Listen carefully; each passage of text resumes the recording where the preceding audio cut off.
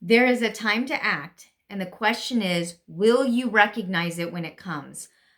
One coping strategy that many of us employ is analysis paralysis. When things seem completely out of control and scary and frustrating and upsetting, we want to just wait until we have every single question answered, single scenario thought through. Us type A people who are used to getting the A on our paper, we don't want to do anything wrong. We don't want to make a mistake. And so we overanalyze and never take action. I'm going to show you in this video some ways to stop doing that and also how to recognize it in yourself so you know if that's what you've been doing and you can shake yourself out of your stupor. So, you ready? Let's go. Number one, a few ways to recognize fear hidden as preparation. First thing you do is you won't take action until you know how to do X. X can be whatever. I'm not going to take action until I know who my property management company is going to be in real estate.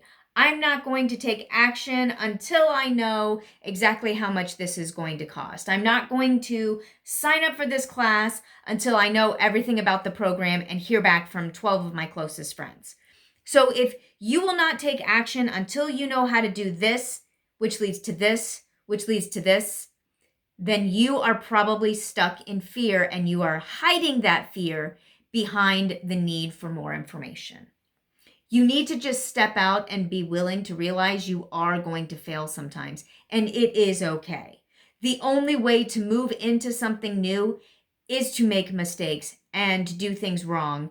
And while you don't want to, you don't want to go out and spend all of your savings on the stock market or on crypto or on gold or on silver because a downturn would be catastrophic.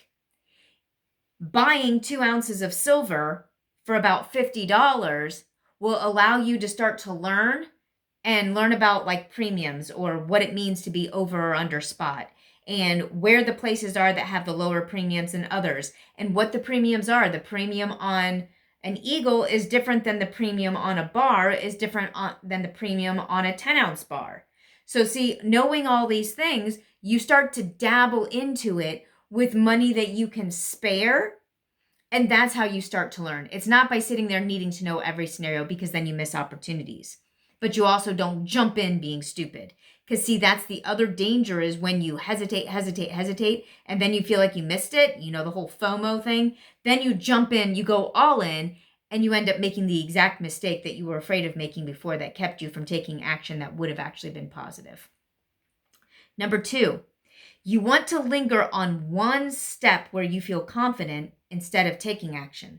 Again, let me use a real estate scenario because this is an easy one for me.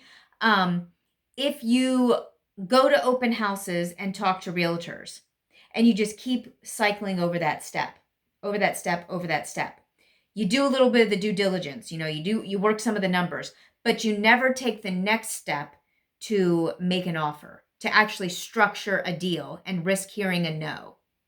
Then you're lingering at this spot, feeling like you're taking action, feeling like you're watching for that one deal, when in fact what you're doing is stalling.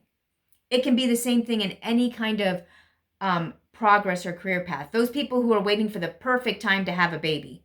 I remember when my husband and I were trying to decide if we were ready to start a family.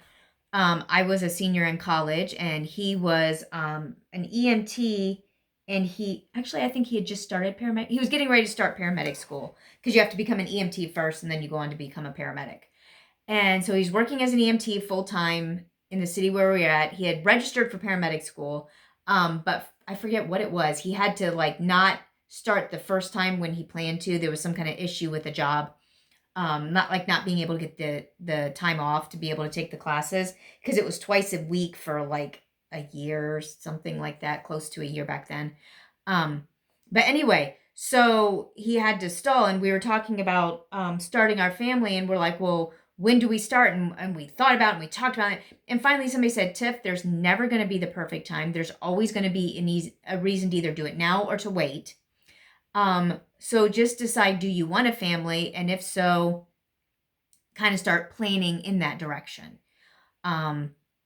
I was on birth control pills, which I had been on since I was in high school for female issues. Um, and so the first thing was I had to go off those and be off those for a while. And then we needed to make sure we had some savings. And we lived in a little bitty 1-bedroom apartment. And so we looked for a house that we could rent that gave us more space.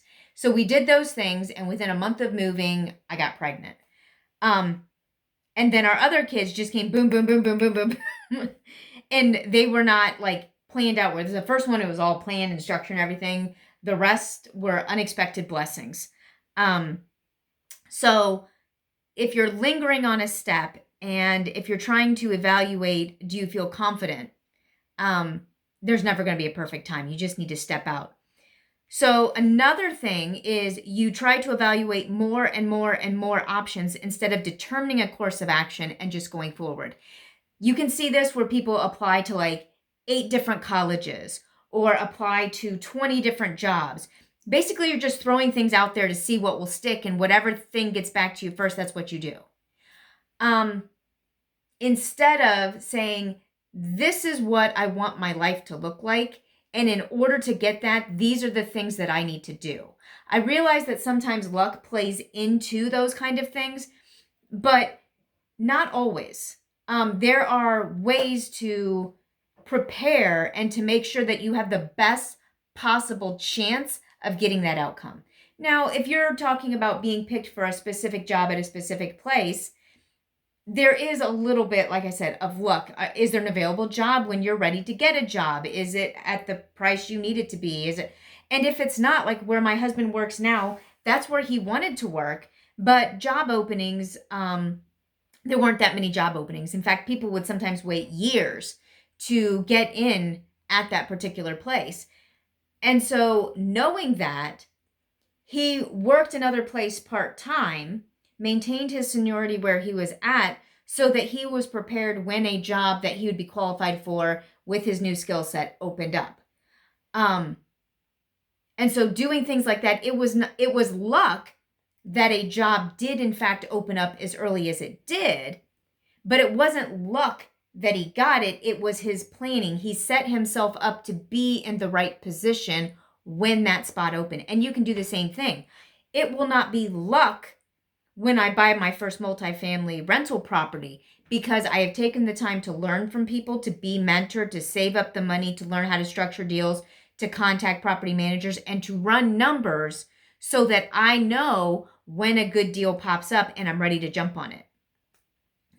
Again, this isn't an analysis paralysis like I talked about before. It is knowing what a deal looks like and being ready to take action. So I made sure that I had the right amount of money saved up for a deal within my price range.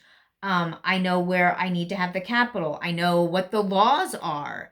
I've educated myself on people in the area and what I'll need to do and the steps I'll need to take. And I have contacted people who have skills that I need so that I'm ready to go. Okay, so how do you move past fear when you recognize it in you and take the next step?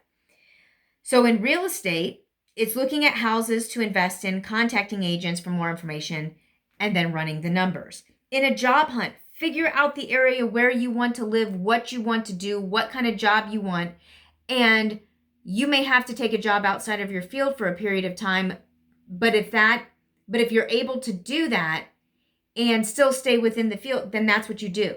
So like we wanted to be in this area because for our kids, that was important. And for us and our house and where we live, we couldn't just pick up and move like some people can.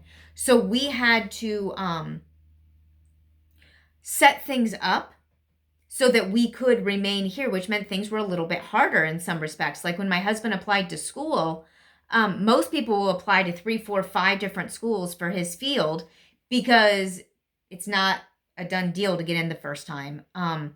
When he applied, I think there was over 100 people who applied and there were only like 10 accepted, or something like that. So it wasn't a done deal, but that was the only place he was going to apply to. So he made sure as he was preparing that he was in contact with that school, that he knew exactly what they needed to have, that he had all the skills and qualifications, that he had the best possible chance of getting in because he had prepared. And you can do the same thing.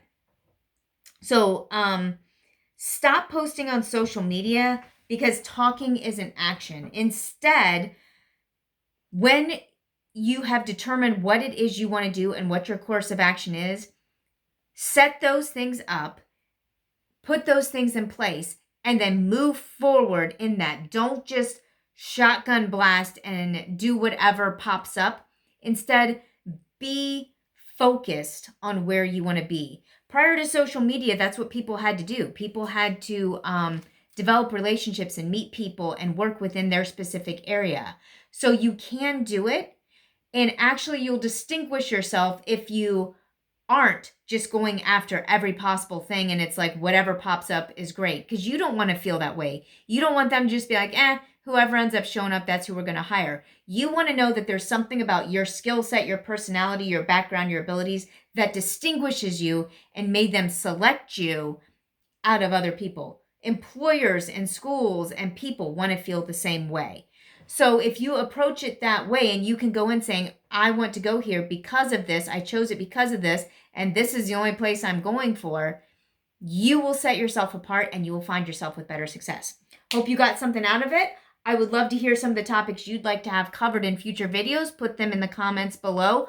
Like and share, and I will see you on the next video. Bye.